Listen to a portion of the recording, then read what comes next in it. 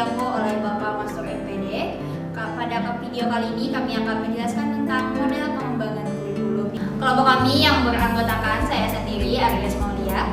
Saya Raja Rahmat Hidayat. Saya Nabila Putri Anida. Saya Siti Fatimah. Saya Najwa Nabila. Saya Muhammad Ihsan Maluki. Apa itu model pengembangan kurikulum?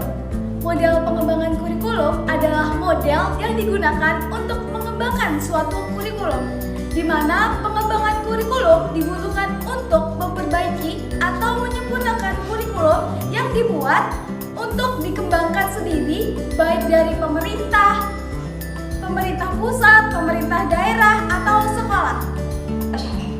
Model-model pengembangan ada 4. Yang pertama, Hilda Taba, yang kedua Rogers, yang ketiga Beauchamp, yang keempat Integrate Curriculum.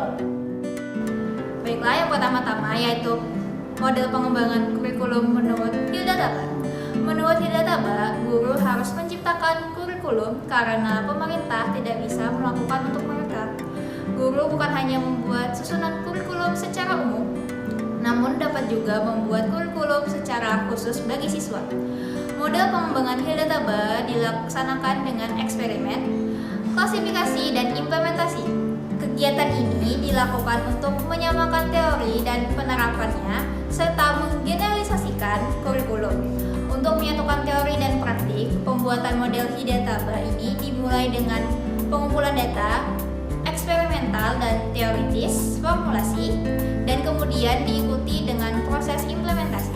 Langkah awal model Hilda Taba.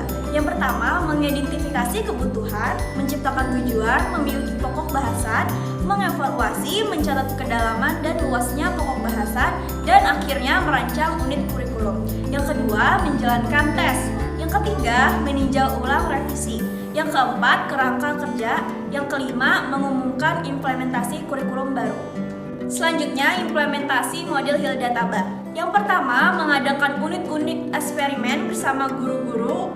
Yang kedua, menguji unit eksperimen. Yang ketiga, mengadakan revisi dan konsolidasi. Yang keempat, mengembangkan seluruh kerangka kurikulum. Yang kelima, implementasi dan diseminasi. Carl Rogers adalah seorang ahli psikologi yang berpandangan bahwa manusia dalam proses perubahan mempunyai kekuatan dan potensi untuk berkembang sendiri. Tetapi, karena ada hambatan-hambatan tertentu, ia membutuhkan orang lain untuk mempercepat proses perubahan tersebut. Berdasarkan pandangan tentang manusia, maka Rogers mengemukakan bahwa model pengembangan kurikulum yang disebut dengan model relasi impersonal Rogers. Adapun 4 langkah pengembangan kurikulum model Rogers, diantaranya yaitu yang pertama, diadakannya kelompok untuk dapat melakukan hubungan internasional di tempat yang tidak sibuk untuk memilih target sistem pendidikan. Yang kedua, pengalaman kelompok yang intensif bagi guru, atau dalam waktu tertentu para peserta saling bertukar pengalaman di bawah pimpinan staf pengajar. Dan yang ketiga, yaitu diadakannya pertemuan dengan masyarakat yang lebih luas lagi dalam suatu sekolah, sehingga hubungan interpersonal akan lebih sempurna, yaitu antara guru dengan murid, guru dan peserta didik lainnya. Dan yang terakhir yaitu pertemuan dengan masyarakat yang lebih luas lagi, seperti langkah nomor 3. Dalam situasi ini diharapkan masing-masing person akan saling menghayati dan lebih akrab, sehingga memudahkan memecahkan problem sekolah secara lebih cepat. Pengembangan kurikulum dengan menggunakan metode Bergkamp ini dikembangkan oleh Bergkamp, ahli di bidang kurikulum.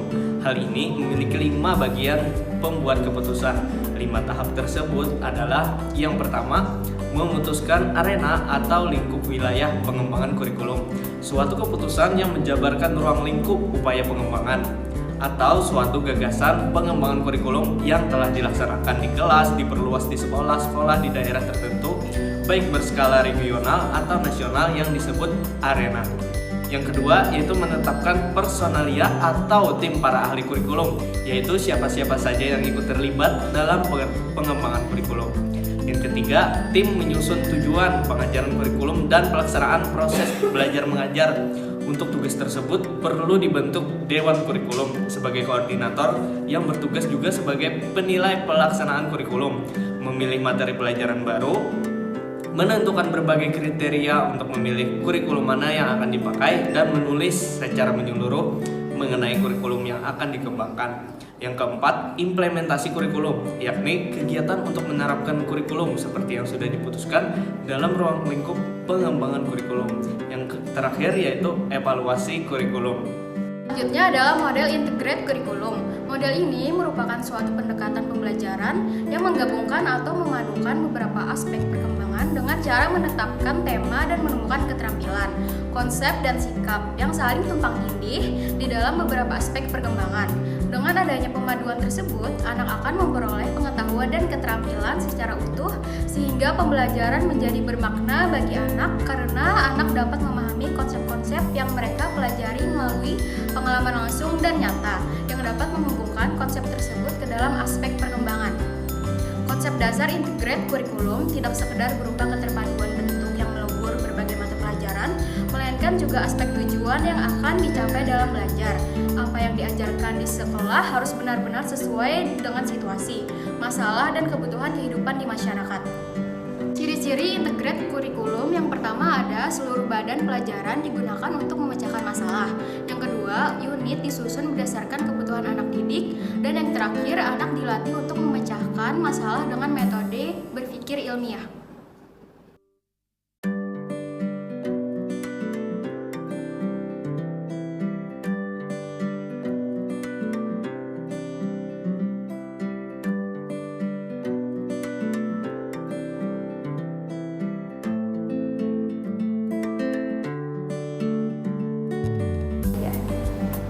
Baiklah, sekian penjelasan dari kami. Salah hilaf mohon maaf. Sekian, terima kasih. Wassalamualaikum warahmatullahi wabarakatuh.